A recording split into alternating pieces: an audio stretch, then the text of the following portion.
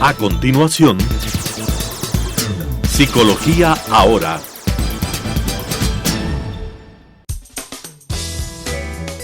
Clasificación A. Apto para todo público.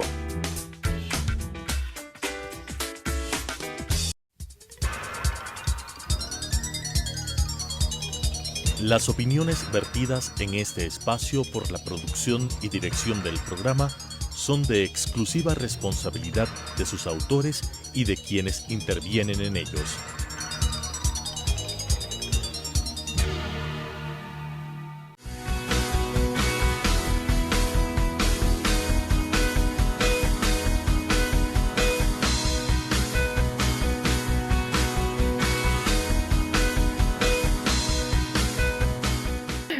Buenos días, queridos amigos televidentes, qué gusto tenerlos aquí otra vez en su programa Psicología Ahora, el consultorio desde Telesucesos hasta tu hogar, para que te pongas al día con las últimas técnicas y terapias y también que tengas cierta guía en varios temas del mundo de la psicología, de la mente, de las relaciones humanas, de las emociones, que creo que es muy importante porque como somos seres humanos, eso vivimos frecuentemente, y además también este tema de las crisis, de los problemas, es algo muy frecuente en la naturaleza humana que yo siempre les digo, no hay que temer, sino que a través del dolor nos encontramos, nos reconocemos y podemos darnos cuenta qué es lo que necesitamos justamente para seguir creciendo. Y también siempre les recomiendo que vayan a terapia, que no le tengan miedo y que no es para personas que tienen patologías gravísimas únicamente, sino que todos debemos ir a terapia porque siempre aprendemos algo, siempre sanamos temas del pasado, del presente, o podemos entender qué es lo que nos pasa. Entonces, siempre les recomiendo que vayan a donde un psicólogo, a donde una terapia, y no van a perder nada, sino que más bien siempre se gana algo. Les recuerdo que el programa pasa los días martes a las 10:30 y el reprise el sábado a las 12:30, y también que nos vean en YouTube. Poniendo Telesucesos Psicología Ahora van a encontrar muchos de los programas que hemos tenido en los últimos años. Hay temas muy interesantes si están queriendo investigar más del mundo de la mente, de los terapeutas aquí en Quito, de qué se está trabajando en la actualidad. Vayan a YouTube y exploren un poquito. Estamos hoy día con la psicóloga clínica Pilar Guzmán. Ella es especialista en psicoanálisis y también sabe muchísimo de Asperger, y es por eso que una vez más tengo el gusto de tenerla aquí. Y hoy día vamos a hablar justamente de este tema muy interesante, es más frecuente de lo que se cree, y la intención del programa es informarles y también darles una cierta guía a las familias, a las personas cercanas, a los chicos o a las personas adultas con Asperger. Pilar, qué gusto que estés aquí, buenos días. Mira, primero hay que diferenciar un tema de lo que se llama trastornos de espectro autista. Normalmente cuando la gente hace un diagnóstico, una clasificación, se refiere a este ítem, ¿no es cierto? ¿Qué quiere decir trastornos del espectro autista? Quiere decir que tenemos un problema en la relación. O sea, hay un individuo que en su contexto y en su, por ejemplo, mundo de familia, en la escuela, en el colegio, en el mundo laboral, le cuesta integrarse de una u otra forma. La diferencia entre los diferentes elementos del espectro autista es cómo no se integra en ese espacio. Entonces, en el autismo, propiamente dicho, tenemos el tema de que el problema es como un encapsulamiento, como que si alguien se encerrara en una burbuja y estuviera evitando el mundo porque el mundo le es muy amenazante. Pero en cambio el Asperger es como que tiene un mayor nivel de integración, por ejemplo, en el tema educativo o incluso en el nivel de abstracción, pero el problema se basa en la comprensión de la comunicación. Porque la comunicación no solo implica entender las palabras, que es el código, o que tú puedas manejar muy bien el mensaje, sino entender cómo hay un efecto de las palabras en la relación con el otro. Entonces, si yo te voy a insultar, ¿no es cierto?, voy a prever que tú te vas a enojar. Entonces ya sé tu respuesta, entonces no lo hago o lo hago de una forma indirecta. Entonces manejamos ese código siempre. Pero hay personas que como que no pudieran entender muy bien cuál sería el efecto de sus actos. Entonces te pueden decir una palabra ruda, por ejemplo, y se quedan sorprendidos en la forma en que tú respondes y no te entienden. Y pueden responder más rudo todavía, o pueden alejarse, o pueden gritar. Entonces tú dirías, ¿por qué no se da el código comunicacional? En realidad no se da el código comunicacional como en el otro espacio del autismo, porque no hay una comprensión de la realidad. La realidad implica que entiendas todos los niveles del mundo, de la representación, incluido la representación del otro, la construcción que tienes del semejante y la deducción que haces de los actos que el otro va a hacer en relación a cómo te comunicas. Por ejemplo, ¿no es cierto? Digamos que si yo tengo mucha angustia de algo y yo te digo, mira, estoy nerviosa porque, no sé, pues hoy tuve un examen y no podía hacer muchas cosas. Entonces tú vas a tener una respuesta conmigo, ¿no es cierto? Vas a decir algo así como, bueno, pobre, tómate un jugo de naranja, o no, ¿sabes qué? No tienes que ser angustiada. Tendrás alguna respuesta. Y dependiendo de cuántas veces yo te haya visto en la vida, ya voy a deducir lo que tú me vas a decir. Entonces solemos decir así a los amigos, ¿no es cierto? Como, ay, este siempre me da un consejo, este es malísimo para mi ansiedad. Entonces hasta vemos con quién podemos nosotros sentirnos más cómodos y apoyados en una situación. Tenemos ese nivel de comprensión del otro. ¿Se podría decir que es un tema de empatía o de las neuronas reflejo? Sí, o sea, la empatía tiene mucho que ver con las neuronas reflejo y la empatía implica, más que todo, el tema de que no vivimos aislados. Y el no vivir aislados es que sabemos que pensamos, sentimos y nos comunicamos con otro. Y al comunicarnos con otro vamos a tener una respuesta del otro. Y no solo vivo yo en mi burbuja y espero que entonces el otro sepa lo que me pasa sin yo comunicarme. Entonces, el trabajo importante en los padres es, por ejemplo, reconocer eso. Cuando mi hijo está entendiendo las relaciones sociales. Por ejemplo, si estamos en una reunión de familia y todos estamos hablando, ¿cuánto mi hijo puede, por ejemplo, decir algo en relación a lo que estamos hablando? ¿Cuánto se da cuenta de que eso es un tema de grandes y no lo hace? O a veces se incluye en la conversación, pero sabe hasta dónde dice ciertas cosas. Si ves que se va modelando. Incluso los papás dicen, hey, no le digas eso de la tía aquí porque está la tía. ¿Cierto? Entonces, como que él va entendiendo que hay cosas que puede decir, cómo modelar, hasta dónde, ¿no es cierto? Entonces, pero hay niños que tú puedes ver que les cuesta ese contexto. Por ejemplo, digamos que le golpea a un amiguito, el amiguito llora y el niño no se da cuenta de que hizo un daño. Así es. Entonces ahí tú notas que hay un problema, ¿no es cierto? Ahora, no sé hasta qué punto esto se puede confundir con otro tipo de trastornos, como por ejemplo un trastorno de conducta, un trastorno antisocial, o tal vez un tema más psicótico, ¿no? Ahí tú topas un tema muy importante que muchas veces se confunde, el tema antisocial con el tema Asperger. Antisocial quiere decir que yo no tengo culpa, por ejemplo, de una situación negativa que yo hice con otro. Entonces digamos que me diste rabia, yo te pongo el pie, te caes y yo no siento nada. Se supone que yo debería de sentir una mínima vocecita que me esté diciendo, ay, qué mala que fuiste, ¿no es cierto? Entonces de alguna forma ya me siento medio culpable y le digo, ¿no quieres un helado? O sea, una cosa como eso, ¿sí? Pero eso se va generando desde que somos muy pequeños, ¿no es cierto? Entonces vamos construyendo esa sensación, hasta gente que se culpa demasiado por todo lo que hace, ¿no es cierto?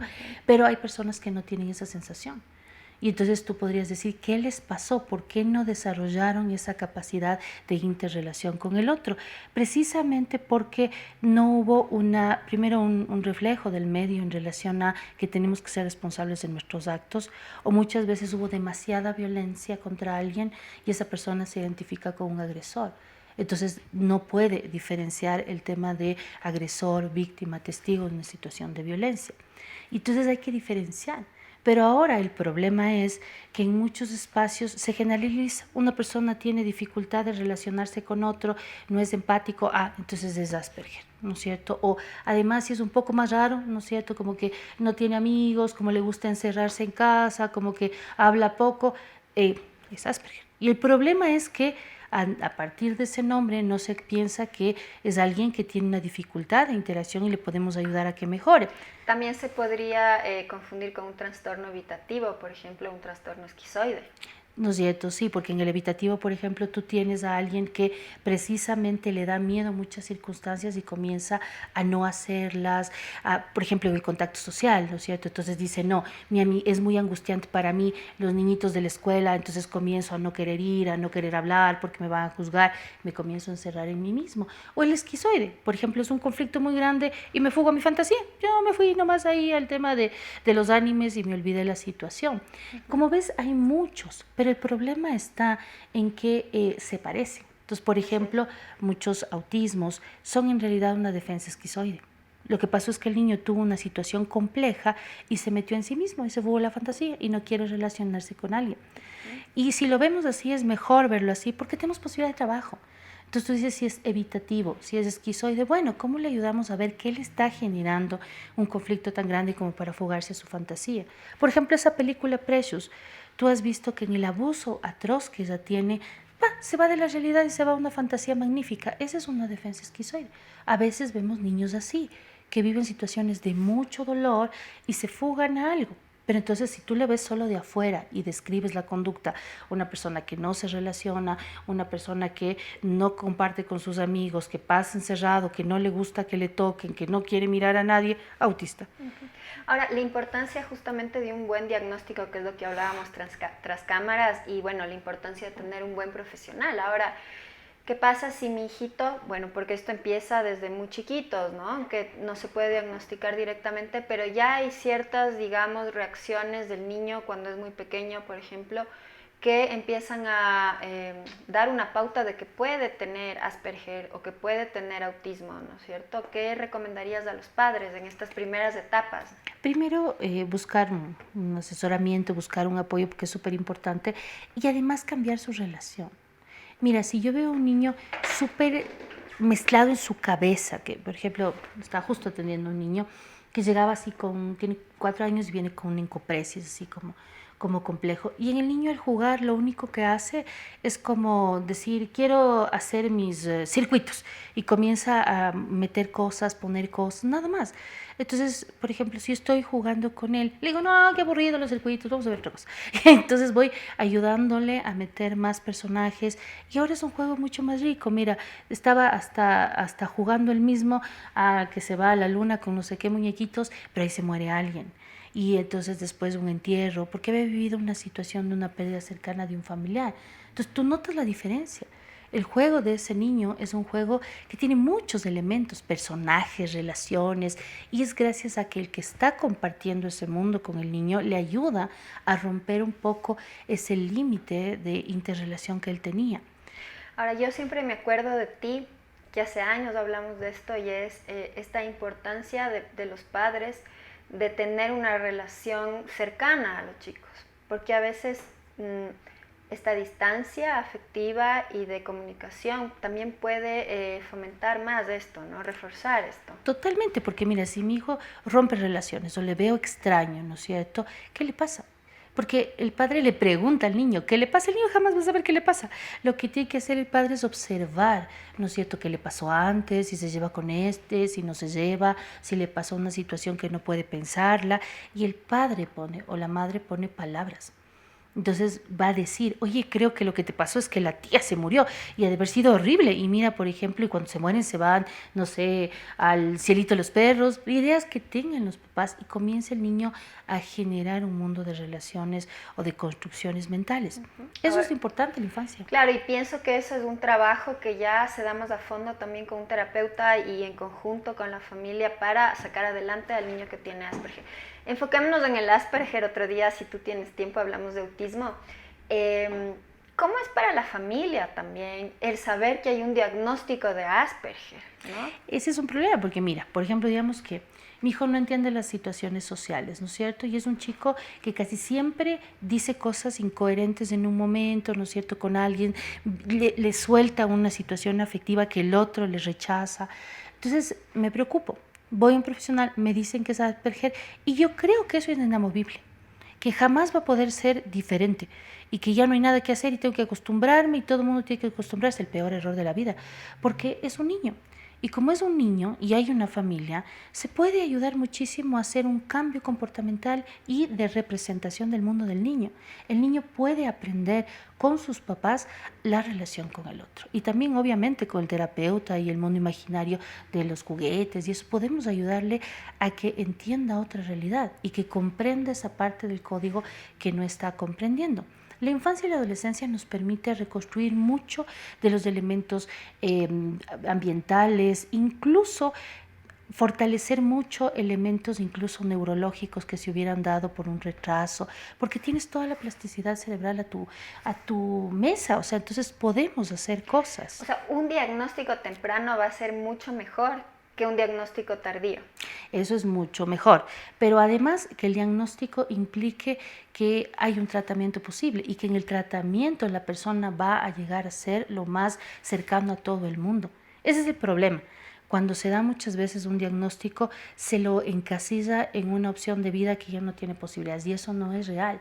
Un niño tiene las posibilidades, ¿no es cierto?, de llegar a construir representación, de llegar a tener lenguaje, de llegar a comprender el lenguaje de todos, comunicarse con los otros.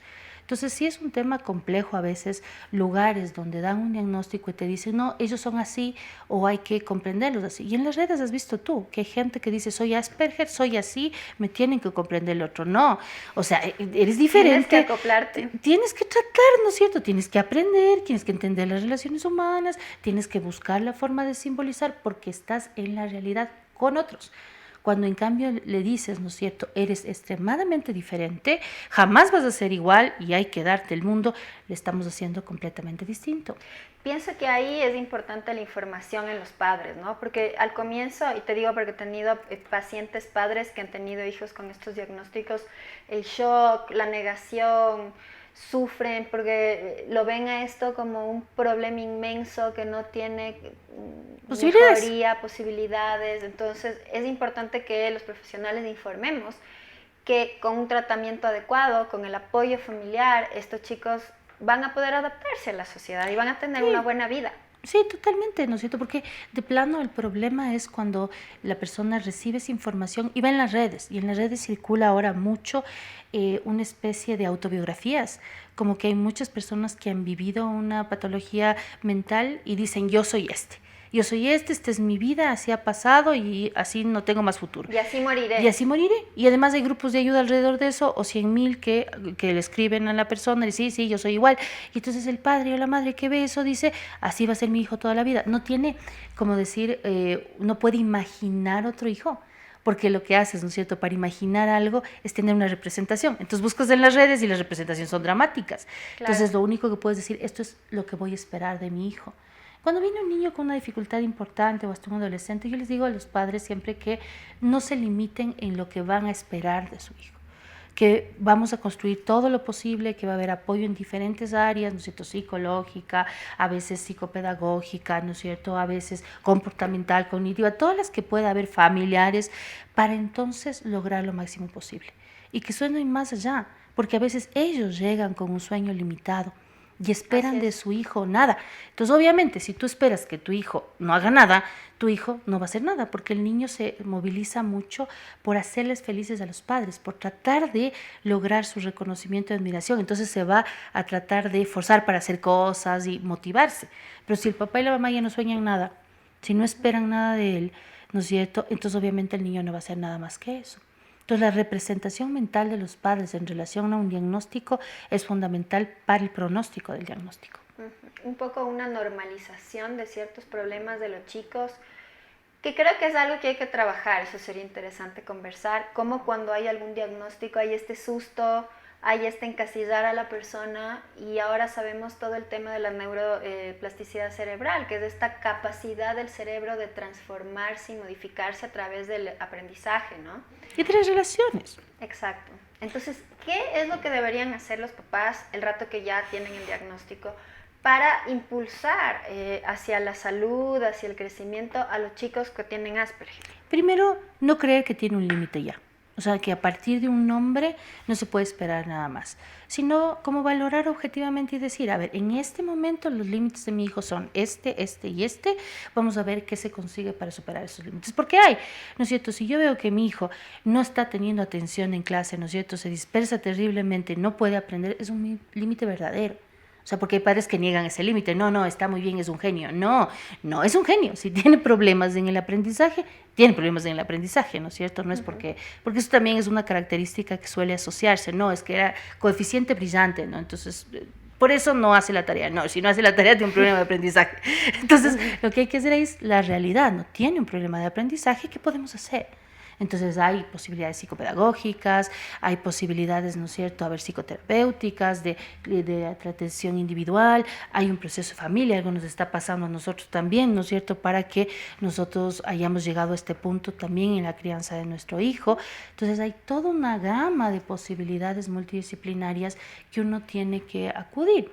Qué interesante tema, Pilar. Me gustaría que dejes tu número de contacto porque se acabó el tiempo, pasó volando. Por si No, se acabó el tiempo. se acabó. Para que las personas que te están escuchando se puedan comunicar contigo y tú puedas atenderles y guiarles en este tema. Claro, mira, mi número es el 099 30 94 031. Me dejen un mensaje de WhatsApp porque a veces estoy en consulta y entonces no les respondo. Entonces en eso sí sabré responderles. Sí. También me pueden escribir a mí, yo les doy el contacto de Pilar, es muy buena, yo les recomiendo. Espero que les haya gustado el programa el día de hoy, que les haya servido como una guía para que no se asusten y para que sepan que siempre hay cómo trabajar. Espero que tengan un lindo día y nos vemos la próxima semana con más del programa.